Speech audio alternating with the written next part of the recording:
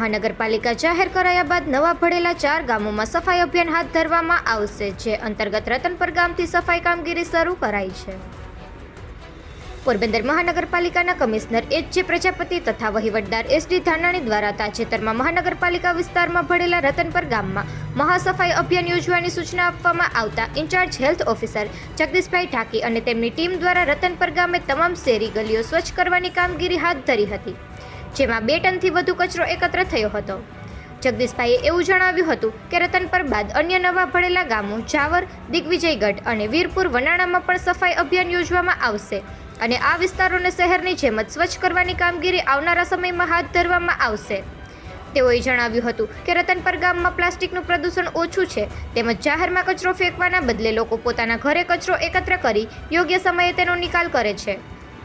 ગામના પૂર્વ સરપંચ અને ભાજપ કિસાન મોરચાના પ્રમુખ ભીમભાઈ ઓળેદરાએ પણ કામગીરીમાં સહયોગ આપ્યો હતો અને સફાઈ અભિયાન બદલ તંત્રનો આભાર માન્યો હતો. નિકુલ પોપટ, પોરબંદર ટાઈમ્સ.